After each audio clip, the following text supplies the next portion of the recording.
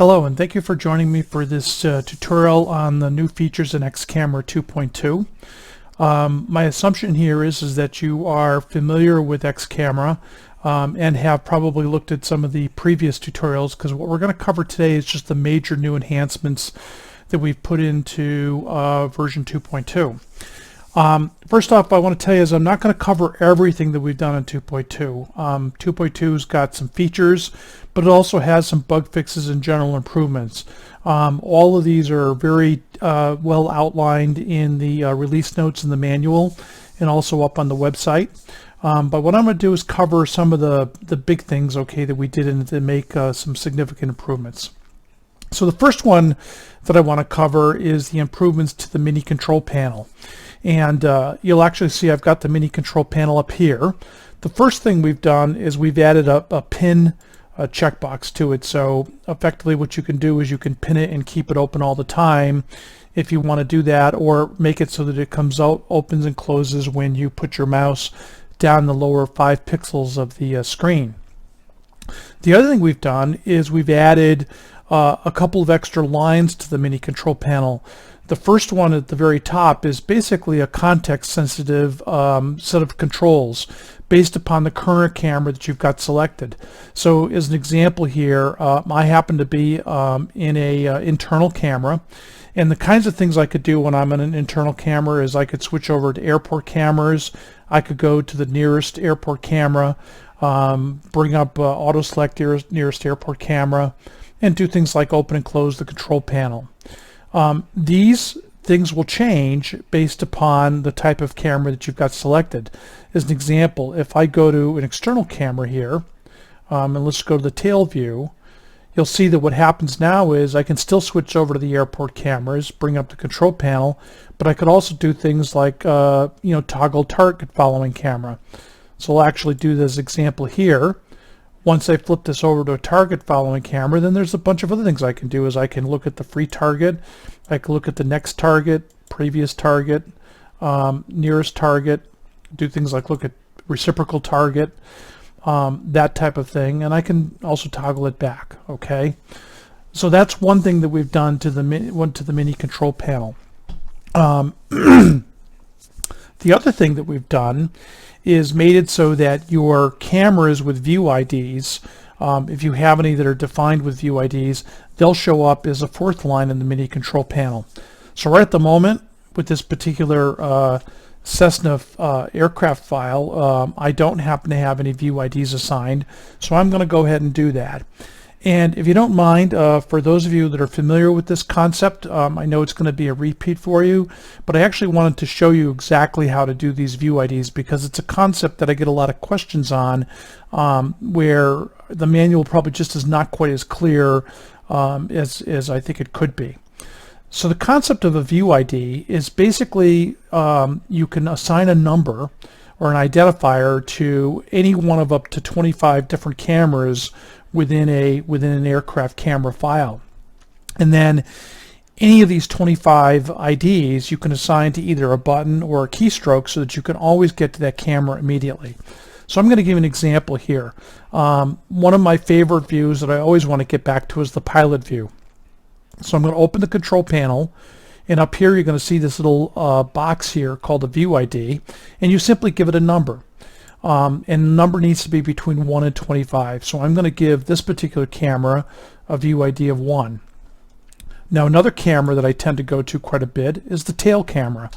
And I'm going to give this one View ID number 2. Okay. Now that I've assigned these particular cameras, I can go into X-Plane, and I can assign joystick buttons to it.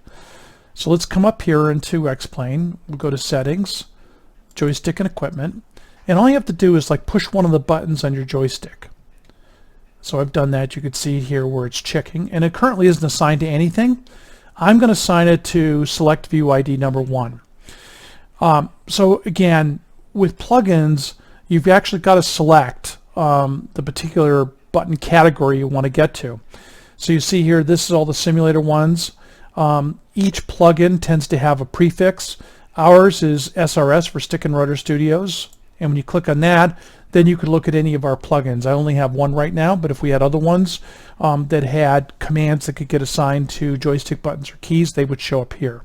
So I'll pick X camera, and then we simply come down here, and what I want to do is show you where the select view IDs are. So here are the commands: select view ID 1 through 25.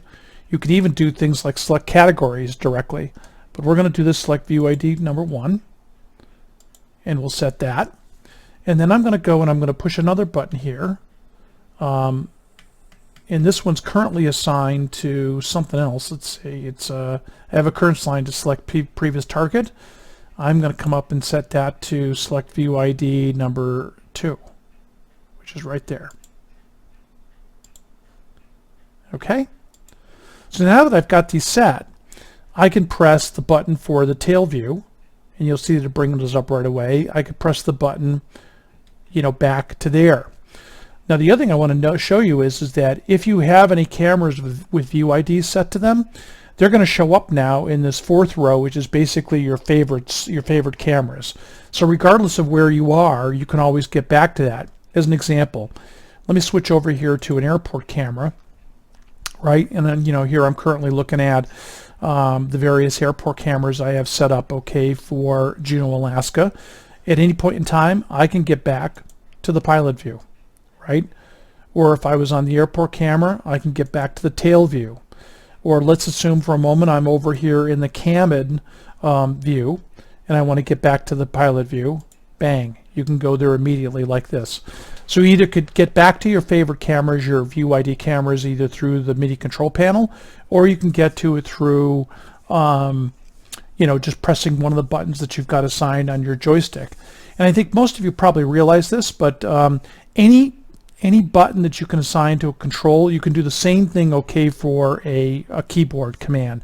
That's just done up here with same thing. You go to joystick and equipment, you go to things like your keys, and down here you could assign any key to anything that you want to do, right? As an example here, I have the L key set to an X camera toggle lock keyboard, if you wanted to do that. So those mappings can get done any place that you need to do them, whether they're on the keyboard or on the in the joystick controls. Okay, so that's a little bit about the enhancements for the MIDI control panel, and how to assign view IDs to cameras and get them to show up as that 4th line on the MIDI control panel, and map them if you wanted to joystick buttons and such. Another feature that we've added that was requested is the ability to toggle Cinema Verte on and off. So Cinema Verte is a feature within X camera that'll actually make the camera look like it's being handheld. I think the most typical place you'd probably want to put this is maybe in your cabin cameras, where you might have a passenger looking out the window and filming, either with their iPhone or a handheld camcorder, and you might want to get that effect. So that's something new that we've added. I'll go over here to my cabin cameras. I'll bring up the control panel, and all I have to do is come down here and check the Cinema Verte checkbox. And I'll just close this here. If you look at it, you could sort of see where the camera's wobbling around a little bit. And this is different than head shake, because it's something that's built into X-Plane directly. So I've got that enabled in this camera, but if I go back over to the pilot view, you don't get that. And like I said, I think the most typical place you'd want to see this is probably on these cabin cameras. They make the most sense there, to sort of give you the effect of a passenger looking out with a handheld camcorder. So that's kind of the lowdown on the Cinema Verte feature that we've put in. Now, the last thing that I'd like to take you through is some major changes that we've done in the community files. So many of you probably have experienced this before. You get a new plane, you load it up, and you enable X camera, and all you have is the one camera that's basically created for the pilot view. And it's tedious to set all these cameras up, I'll admit it. If you want to put a lot of them together, it takes a while to set each plane up. So we've got this concept of people being able to submit their camera files to a community. In the past, there were two ways that you could do this. You either could post them up on xplane.org, and people would hunt them down and find them, and they could drag them down, and you could use them. We also had a community file area up on the Stick and Rudder Studios website, where you could post the files, get them put up there, and the people could come up and look around for them and drag them down. And I would periodically go and get those ones that were put up on the Stick and Rudder Studio website, and I would build them into the distribution for X-Camera, so in the next release you'd get everything that was submitted. Pretty nice, but in all honesty, it was a little tedious to go through and do that. So we've now made it so that you can submit your camera files directly from within X-Camera, and you can also refresh your local cache of these community files very quickly. So let me walk you through how that works, okay? I'm going to switch over here to a plane that I actually don't have a camera file for. Under General Aviation, I think I've got something down here called for the King Air C90. I'm going to go ahead and open up that aircraft. It'll take a few minutes for this to get loaded. Okay, so right now we're in the X-Plane default 3D cockpit view. X-Camera is not even enabled right at the moment because it couldn't even find a camera file for this plane, so you can see that it's currently disabled. So we're going to go ahead and enable it. And you'll notice that what X-Camera does the first time you enable it with a plane with no camera file is it will create one category and one camera for the pilot view. Now what we're going to want to do is look and see if there's any community files up there that are kind of similar to this. So the first thing we're going to do is bring up the control panel, and we're going to go to Browse Community Files. Now the first thing I want to let you know is this dialog is quite a bit different than the one we had in the previous version. First off, there's a filter here where any text that you put in this filter, it's going to try to find that text somewheres within the camera file name. And if it can find it, it'll bring it back. You can see here that we have 135 community files, but couldn't find anybody with this string in it. If I come in here and I put in maybe just 90, it does come back and find 3 camera files with 90 somewheres in the name. There's one for the B1900. There's another one for the Coronado B1900. And here's one for the Coronado C90, which would actually probably be pretty close, to this one I'm trying to set up. Okay. Now the other thing I want to show you is that right now I've got 135 files down here, but there may have been some new ones that have been posted. I'm not sure whether they have or they have not, but you can come in here and you click check for updates. And it does tell me that my local cache is up to date with the community server. But if it wasn't, what it would do is it would actually give me the opportunity to download all those new files. So anytime you do that, you do want to do a check for updates. It's pretty fast, and you'll get your local cache updated with whatever the most recent set of things are that people have posted up there. So I'm going to pick a plane that's close to but not exactly the same as the C90 because I want to show you a couple of things. So I'm going to look for the Baron 58.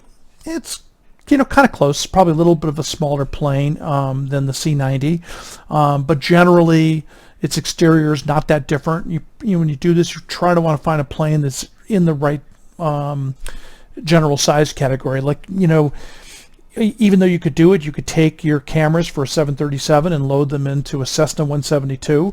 And believe it or not, actually probably do a pretty good job with the cockpit cameras, but the external cameras are going to be way out of whack, because they're just so far, away from that plane size in general.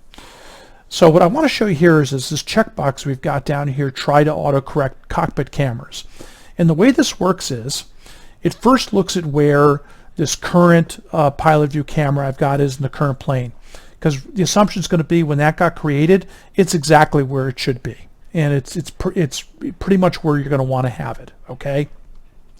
The next thing it's going to do is I load this default Baron 58 CSV file. It's going to look for where the pilot camera is there, and that's basically the camera that's in the first category, first camera. That's got to be the pilot view. It looks at where that is, and then it finds all the other cameras within this Baron 58 CSV file that are within 3 meters of that pilot camera. And then it's going to do is it's going to move them all relative to where this is. So a typical problem you've got with doing this is the cockpit is either further forward or further back, okay, in the plane that you're loading from the plane you currently have. And you know, you'd do this and in the past releases, and you'd have this, the cockpit cameras would be like back in the cabin someplace, and you'd have to move them all forward. It was a real pain in the neck. And what this is going to do is try to fix that for you by doing those adjustments. Let's first load this plane without this check so you can sort of get a sense of it. Now, the cameras won't be as far off between a C90 and a 58 because the planes are kind of close in size, but I still think you'll see what I'm saying. Load this. And let me close this control panel here because it's kind of getting in the way. You can see that the cockpit cameras are actually behind the bulkhead here, right? So you can see that the C90, its cockpit is further forward, okay, than the Baron 58. So now what I'm going to do is do that again, but this time I'm going to actually turn on that feature to try to autocorrect. And well, first off, let me just do this. I think what I want to do is a restore here to basically get it back to the one camera. And we'll do this again. 58. Turn that on and load. And this time you're going to see that it did a much better job. I mean, to be honest with you, on the pilot view camera, it set that camera up exactly in the same place as the one I had originally. But then I can come down here and say, you know, how's the PFD look? And what about the autopilot and the throttles? Even though it's off a little bit, it's going to need to be adjusted because the throttles are in a different place between a C90 and a 58 in the cockpit, but it's close. You can make these adjustments. Things like, you know, the co-pilot seat, right cockpit window. So it did a pretty darn good job, you know, on getting those cockpit cameras set up the way they should be. And given the fact that the you know, that the planes are roughly the same size between a C90 and a C58, it probably did a pretty good job, okay, on the external cameras too. In reality, this is not going to really try to adjust them. Because these external cameras are further away, they're not within 3 meters of the pilot camera, it basically ignores them and just puts them at wherever they were in the plane that's loaded. This is why, in general, you want to try to load from a plane that's roughly close in size. You know, if you, like I said, if you tried to take the cameras for a Cessna 172 and load them into a, you know, let's say a Boeing 777, believe it or not, I actually get the cockpit cameras pretty close, but the external camera is going to be way out of whack because they're not going to be far enough away for a 777. But you kind of get the sense of, you know, of what that's all about.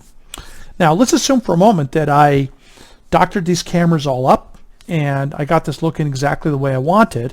And now what I want to do is I want to share this because, as you notice, we actually didn't have a camera file in the community for this exact, you know, C90. So anytime you do a camera file, I'm really encouraging people to share them with the community. And it's brainlessly simple to do that. You simply come up here and there's a button down here called Share Camera File with the Community. Now the first thing you're going to have to do is you do have to have an author name in here, and you do have to have a file version, which will, by normally it'll default to a date string. You can put anything you want in here for your version number, but you do have to put an author in. And you don't have to put your real name in. You can, you know, use a pseudonym. A lot of people have like a login name on xplain.org. You might want to put that in. You can put your real name in here if you want, but I generally recommend, since these are going to be public files, that you don't want to put any personal identifying information in here. Since I don't care, I'm going to, you know, that people know me. I'm kind of public as it is as anyways. I'm going to put in Mark E to know that it came from me. I got a version string in here, so it's going to be happy with that. And all I have to do is say share it. And it says you're about to share your camera file with the X-Camera community. No camera files for this aircraft have been submitted so far, which is a good news. That means I'm going to be the first one submitting it. Even if it did come back and tell me I had 2 or 3 for that same plane, I still encourage you to go ahead and share it. You may have, you know, added some extra animations. You may have done some extra things that are beyond what other people have done up there. So having a few to choose from is a good thing for our community members. You just press OK, and it did it. It's that simple and that fast. You know, and if I came back up here now and I did a check for updates, it would come up and tell me there's one new file, which is that one I just submitted. I press OK, it does the connecting and authenticating on the server, and it brings it down, right? So that's you know, what we've done, okay, for the community files, and we think it's a lot simpler and better than what we had in previous versions of Xcamera, and I think it's going to really encourage people to share their camera files for all the work they put into it. That will really help out all of the other community members. So that's the majority of what I wanted to show you today for Xcamera 2.2. I want to thank everybody for the support of Xcamera. It's really becoming a pretty popular plugin in Xplane. Encouraged to tell your friends about it. And if you do have any ideas for enhancements to the plugin, just drop me a note, or you can put something in the Q&A area up on the Stick and Rudders Studios website. Again, thank you very much, and I hope you enjoy the new version.